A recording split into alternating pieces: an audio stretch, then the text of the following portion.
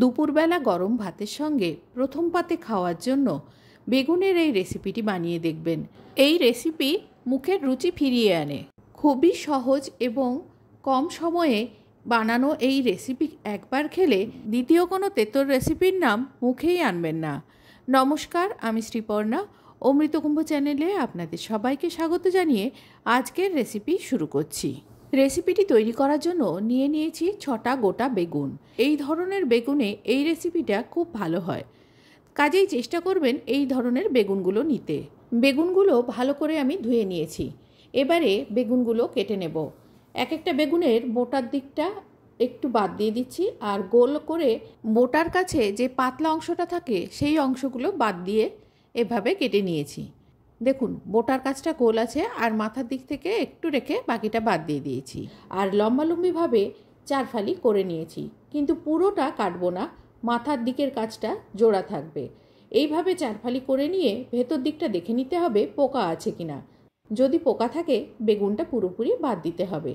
এর বদলে অন্য কোনো বেগুন নিয়ে নিতে হবে যেটার ভেতরে পোকা থাকবে না, কারণ এই রেসিপিটা গোটা বেগুনে বেশি টেস্টি হয়। কাটাটা আরেকবার ভালো করে লক্ষ্য করে নিন। বেগুনের পেছনে ফুলের দিকের একটু অংশ বাদ দিয়ে 4 ফালি করা, মাথার দিকে বোটার কাছে অংশটা পুরোপুরি ফালি না করে জোড়া আছে। বোটার পাতলা অংশগুলো বাদ দিয়ে গোল করে কেটে বোটা থেকে অল্প একটু রেখে বাকি বোটাটা বাদ দিয়েছি। একইভাবে সব কটা বেগুন কেটে নিয়ে ভেতরগুলো আমি দেখে নিয়েছি, কিন্তু দুর্ভাগ্যক্রমে একটা বেগুনে পোকা ছিল, তার বদলে আমি অন্য আরেকটা বেগুন নিয়ে নিচ্ছি। এই দেখুন, এই বেগুনটা পোকা ছিল। কেটে দেওয়ার পরে দেখুন ভেতর থেকে পোকাটা দেখা যাচ্ছে। এইভাবে কেটে প্রত্যেকটা দেখে নিতে হবে। এই জন্য এটা বাদ দিয়ে আমি তার পরিবর্তে একটা অন্য বেগুন নিয়ে নিয়েছি। বেগুনগুলো আমি ধুয়েই কেটেছি। এবারে দিয়ে দিচ্ছি এর মধ্যে প্রয়োজন মতো নুন। আমি এখানে হাফ চামচ নুন ব্যবহার করছি। দিয়ে দিচ্ছি হাফ চামচ গুঁড়ো হলুদ।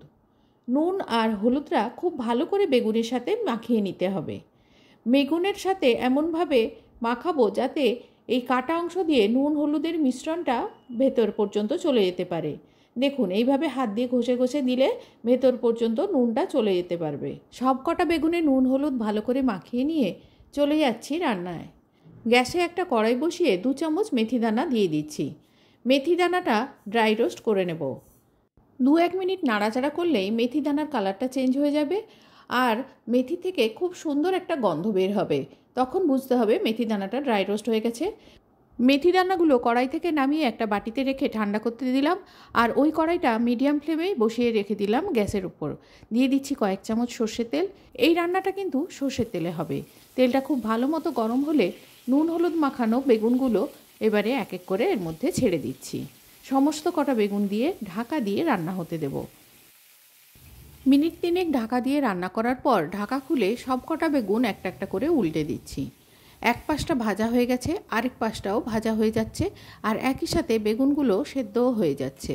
ভাজা আর সেদ্ধ একই সাথে বেগুনগুলো হয়ে যাওয়ার পর বেগুনগুলো দেখাচ্ছি আপনাদের। দেখুন, এরকম দেখতে হয়েছে। আবার ঢাকা দিয়ে একটু রান্না হতে দিলাম, আর এদিকে মেথিটা ঠান্ডা হয়ে গেছে, তাই গুঁড়ো করে আপনাদের দেখাচ্ছি। মেথি দানাগুলো গুঁড়ো করার পর এরকম দেখতে হয়েছে। মেথি দানাগুলো একেবারে মিহি করে গুঁড়ো করবেন না, একটু দানাদার থাকবে। টেক্সচারটা একটু বালির মতো হবে, করকরে হবে। এই রকমভাবে মেথিগুলো গুঁড়ো করে নিতে হবে। ইতিমধ্যে বেগুনগুলো ভাজা হয়ে গেছে। এবারে একটা একটা বেগুন খুব সাবধানে তুলে নিচ্ছি। সবকটা বেগুন তুলে নেওয়ার পরে আপনাদের দেখাচ্ছি। দেখুন, এইখানে ভাজা বেগুনগুলো আছে। এবারে ওই কড়াইতেই খুব সামান্য পরিমাণ তেল দিয়ে দিলাম। দিয়ে দিচ্ছি হাফ চামচ মতো সর্ষে দানা। কালো সর্ষে ব্যবহার করছি। সর্ষে ভাজা হয়ে যখন ফাটতে শুরু করবে দিয়ে দিচ্ছি এর মধ্যে হাফ চামচ কালো জিরে। কালো জিরেটা ভাজা হয়ে গেলে দিয়ে দিচ্ছি ভেজে রাখা বেগুনগুলো। বেগুনগুলো দিয়ে দেওয়ার পর হালকা হাতে একটু চারপাশে সরিয়ে নিচ্ছি। এক জায়গায় হয়ে গেছিল, আর এই সময় খেয়াল রাখতে হবে বেগুনের মোটা থেকে যেন বেগুনটা খুলে না যায়। এবারে দিয়ে দিচ্ছি গুঁড়ো করে রাখা মেথি দানা। যে পরিমাণ মেথি গুঁড়ো আছে 2 টেবিল চামচ দিলেই এই কটা বেগুনের জন্য যথেষ্ট, তবে আমি আরেকটু বেশি পরিমাণ দিয়েছি। তরকারির তিক্ত স্বাদ বেশি পছন্দ করলে পরিমাণটা বাড়িয়ে দেবেন। এবারে দিয়ে দিচ্ছি জল। বেগুনগুলো যেন অর্ধেকের বেশি একটু ডুবে থাকে। পরিমাণ মতো নুন দিয়ে দিলাম। কেননা বেগুনের একেবারে ভেতর পর্যন্ত নুনটা আসেনি। দিয়ে দিচ্ছি হলুদ গুঁড়ো। নুন হলুদটা দেওয়ার পরে ভালো করে মিশিয়ে নেব। কিন্তু ইতিমধ্যে জলটা অনেকটাই উড়ে গেছে, তাই আরেকটু পরিমাণ জল দিয়ে দিচ্ছি। ভালো করে নাড়িয়ে মিশিয়ে নেওয়ার পর মিনিট খানেক ফুটিয়ে নিয়ে খুন্তি দিয়ে একটা একটা বেগুন উল্টে দিচ্ছি। সব কটা বেগুন উল্টে দিয়ে আবারও এদিকটা মিনিট খানেক ফুটিয়ে নেব। এইভাবে বেগুনটাও সেদ্ধ হয়ে যাবে আর ভেতরে তেঁতোটাও ভালো মতো চলে যাবে, নুনটাও সেই সঙ্গে চলে যেতে পারবে। এইভাবে মিনিট দেড়েক ফুটিয়ে নেওয়ার পরে দেখাচ্ছি আপনাদের পুরোপুরি জলটা শুকিয়ে গেছে আর রান্নাটা একেবারে রেডি হয়ে গেছে। এখন গ্যাসটা অফ করে পরিবেশন করে নেওয়ার পালা। গরম ভাতে প্রথম পাতে খাওয়ার জন্য একবার এই রেসিপিটা করে দেখুন। একটা মাত্র বেগুন দিয়েই পুরো ভাত খাওয়া হয়ে যাবে, তখন আর অন্য কোনো তরকারি খেতে ইচ্ছে করবে না। এই তেঁতোটা এতই সুন্দর লাগে যে একবার বানালে বারে বারে এই তেঁতোটাই বানাবেন।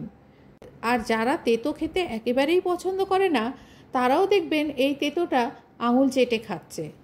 রেসিপি কেমন লাগলো কমেন্টে জানাতে ভুলবেন না। আজ এই পর্যন্ত, দেখা হবে অন্য কোনো দিন অন্য কোনো রেসিপিতে। ততদিন পর্যন্ত সবাই ভালো থাকবেন, সুস্থ থাকবেন, আনন্দে কাটাবেন। ভিডিওটি শেষ পর্যন্ত দেখার জন্য সবাইকে ধন্যবাদ।